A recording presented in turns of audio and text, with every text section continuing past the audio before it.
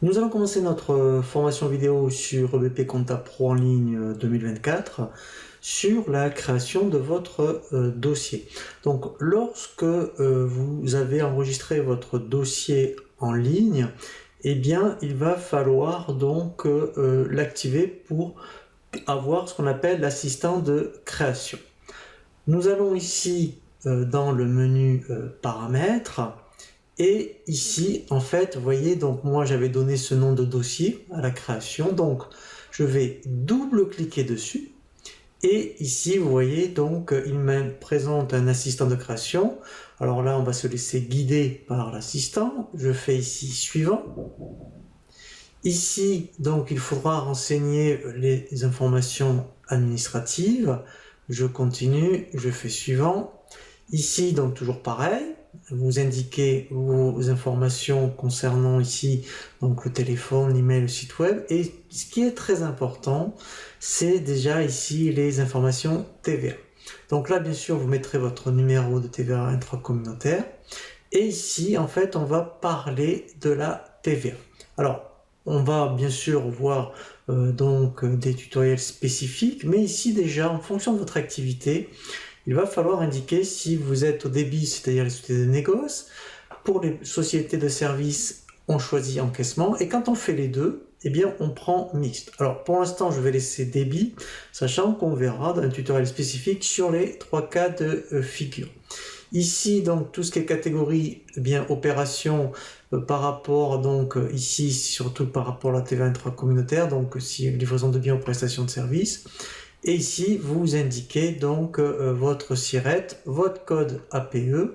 Alors, moi, je vais décocher ici import des données. C'est pour gagner un peu de temps sur la vidéo, puisque ici, il va rapatrier tous les codes postaux. Donc là, moi, je vous invite à le laisser cocher. Je continue, je fais suivant.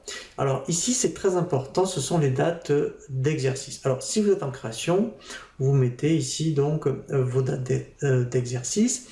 Donc ici, si vous êtes en reprise donc de comptabilité, pareil, vous mettez vos dates d'exercice.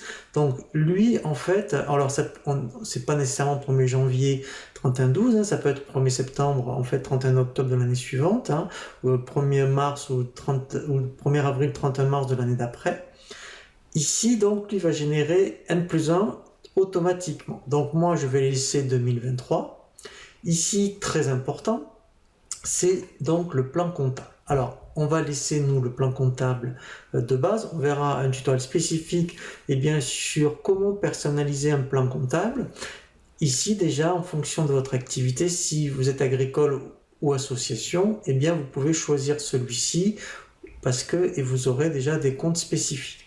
Donc, nous, on va laisser de base. Et ensuite, après, eh bien, on verra comment le personnaliser. Alors ici, moi, je vous invite à cocher « Gérer les comptes de tiers auxiliaires ». Alors, pour l'instant, je ne vous en dis pas plus. C'est vraiment pour les clients et fournisseurs. C'est une fonction vraiment très intéressante hein, pour les éditions, même pour la saisie. C'est plus confortable hein, quand on saisit. Alors, ce qu'on appelle les auxiliaires, ce sont tous les comptes de la classe 4. Ici, c'est à vous de voir. Donc là, je vous laisse à votre appréciation. Enregistrement automatique de l'équilibre de l'écriture. Enfin, moi je suis expert comptable de formation. On va dire que pour les puristes, normalement ici il faudrait le décocher, ce qui veut dire que tant que votre écriture n'est pas équilibrée, vous ne sortez pas du journal. Sinon après il va vous mettre un compte d'attente et il faudra revenir dessus. Enfin, voilà, moi je préfère bien dire, ben voilà, je cherche à trouver l'erreur et tant que j'ai pas trouvé, je ne sors pas du journal. Et ça, on verra, eh bien effectivement, enregistrement automatique au lettrage. Donc ça, je vous conseille de le laisser. Je continue, suivant. Et là, en fait, ce sont toutes les fonctionnalités disponibles. Donc là, ce qui est intéressant, vous voyez, par exemple, multidevise, je ne le coche pas. Je le cocherai donc au moment où je vous montrerai et donc eh bien une vidéo comment effectivement si vous faites de l'export ou de l'import hors CE, comment on règle un fournisseur ou un client donc étranger.